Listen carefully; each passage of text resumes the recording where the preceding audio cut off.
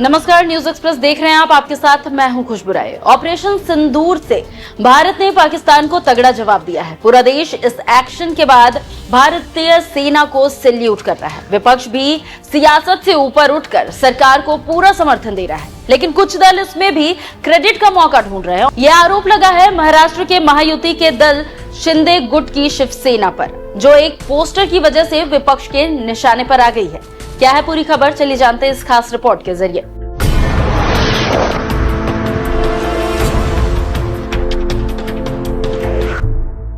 Wing commander की dress में PM Modi, पीछे उड़ते लड़ाकू विमान, ऊपर बाल ठाकरे और अमित शाह की फोटो और ऑपरेशन सिंदूर का जिक्र। मुंबई की सड़कों पर लगा यह पोस्टर सियासी हलकों में चर्चा का केंद्र बना हुआ है। पोस्टर पहलगाम हमले के जवाब में पाकिस्तान पर एयर स्ट्राइक के बाद लगाया गया, लेकिन इस पोस्टर में सेना की भूमिका को ही ना के बराबर कर दिया गया। पोस्टर में पीएम मोदी को हीरो की तरह प्रेजेंट किया गया, जबकि किसी सेना अधिकारी की कोई फोटो नहीं है।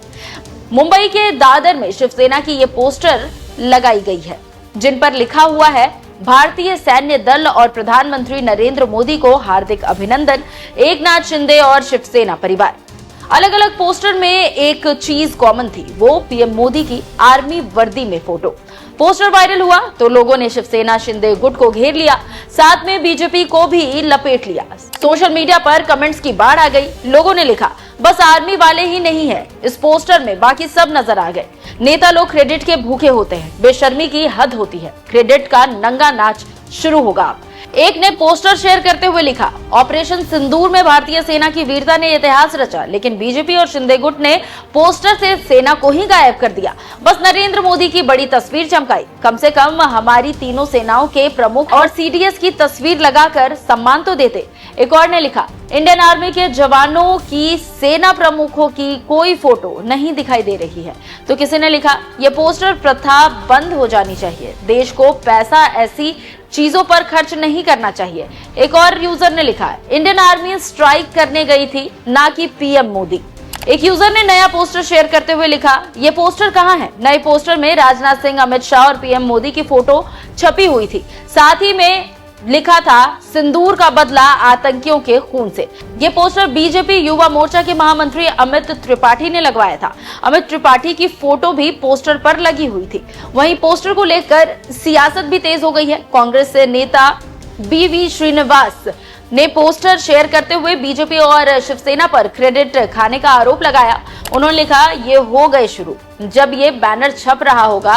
पूंछ में हमारे 15 नागरिकों की हत्या हो चुकी थी, जिसमें कई बच्चे शामिल थे। दर्जनों अस्पतालों में गंभीर रूप से घायल हैं, लेकिन ... बीवी श्रीनिवास ने लेकिन लिखकर छोड़ दिया। बीवी श्रीनिवास पूंछ में पाकिस्तान की ओर से सीज फायर का उल्लंघन की ओर ध्यान दिला रहे थे। वहीं ऑपरेशन सिंदूर की बात करें तो 7 मई को भारत ने पाकिस्तान के आतंकी संगठनों के खिलाफ जवाबी कार्रवाई करते हुए एयर स्ट्राइक किया। 3 सेनाओं ने पाकिस्तान और पीओके यानी कि पाक अधिकृत कश्मीर के भीतर एयर स्ट्राइक किया। इस हमले में 9 आतंकी ठिकानों को निशाना बनाया गया। इस ऑपरेशन को नाम दिया गया ऑपरेशन सिंदूर। इस ऑपरेशन के बाद विदेश मंत्रालय, भारतीय सेना और एयरफोर्स की महिला अफसर्स ने प्रेस ब्रीफिंग कर पूरी जानकारी दी। साथ ही पाकिस्तान को चेताया कि अगर पाकिस्तान ने फिर से ऐसा हिमाकत करने की कोशिश की तो भारतीय सेना तैयार है जवाब देने के लिए। सेना की कार्रवाई पर सुनिए विंग कमांडर व्योमिका सिंह और कर्नल सोफिया कुरैशी को। India has demonstrated considerable restraint in its response. However, it must be said that the Indian Armed Forces are fully prepared to respond to Pakistani misadventures, if any, that will escalate the situation. Jai Hind and thank you very much.